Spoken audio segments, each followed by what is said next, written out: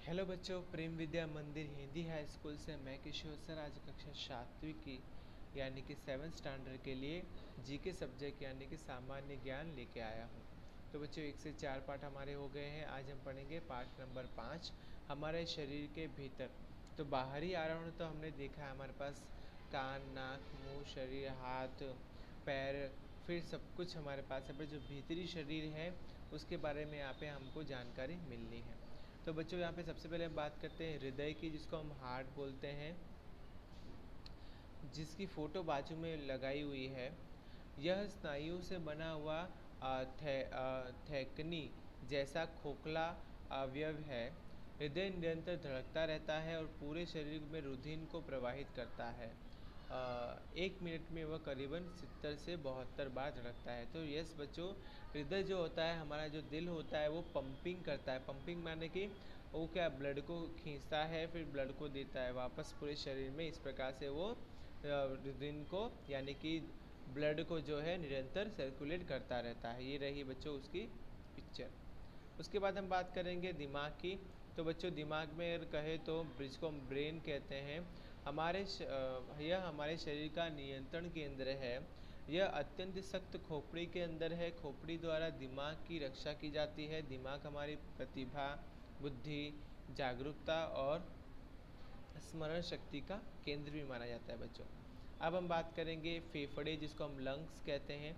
ये श्वसन क्रिया के साथ जुड़ा हुआ आता है। माफ़ कीजिए, ये श्वसन क्रिया के साथ जुड़ा हुआ है। अगर हम सांस लेते हैं तो हमारे फेफड़े फूल जाते हैं। हम जब सांस छोड़ते हैं तो हमारे फेफड़े भी सिकुड़ जाते हैं।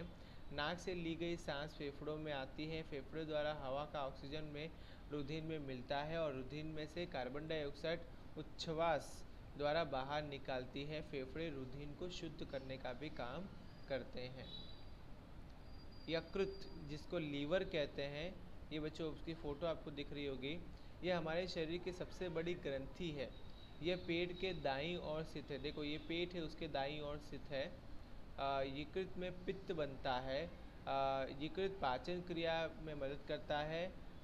हानि पहुंचाने वाली चीज़ों से ये जहर यकृत दूर कर लेता है। मान लो कि हानि पहुंचाने वाली कोई ऐसी चीज़ है, कुछ जहर या कुछ ऐसी चीज़ें हैं हमारे जो शरीर में आ जाती है, उनको ये क्या करता है बच्चों, दूर करता है। फिर हम बात करेंगे जठर, जिसको हम स्टमक कहते हैं। ये एक मोटी थैली है। हम जो आहार लेते हैं वह अन्य नली द्वारा जठर में आता है। जठर में आहार का मंथन होता है, यानी कि वहाँ पे उस पानी को, फिर सारे पदार्थों को मिलाया जाता है। उसमें जठर रस मिलता रहता है और एक प्रकार का सूप बनता है। जठर में आहार के अधिकांश घटकों का पाचन हो जाता है। तो हमारा पेट क्या करता है, जो भी वस्तु हम खाते हैं उसको मैक्सिमम रूप से पाचन क्रिया में शामिल कर देता है और एक रसनुमा जठर रस बनाता है।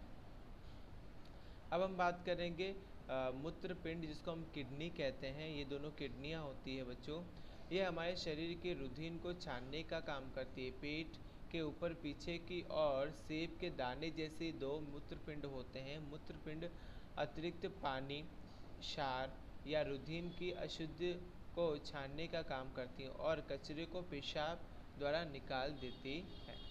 उसके बाद हम बात करेंगे आंतें, जिसको इंसेंटाइन कहते हैं।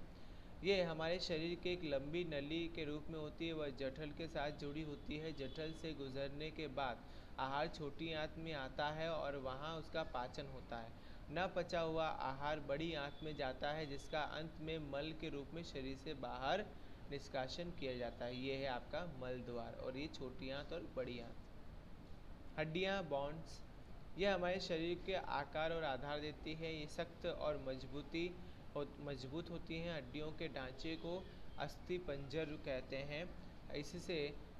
इसमें 206 हड्डियाँ होती हैं। नवजात शिशु को लगभग 300 हड्डियाँ होती है, जिसमें से 94 हड्डियाँ शिशु के बड़े होने पर दूसरी हड्डियों के साथ अपने आप जुड़ जाती है बच्चों। ये रहा आपका अस्थि पंजर। तो उसी से के साथ आपको ये सारा बच्चों लिखना है, और ये चिपकाना नहीं है, आपको कोई फ़ोटो वोटो लगाना नहीं है, खाली ये लिखना है नाम लिख के, और उसके बाद आपको स्वाध्याय भी लिखना है बच्चों। ठीक है, समझ में आया? तो मिलते हैं नेक्स्ट वीडियो में। Bye bye.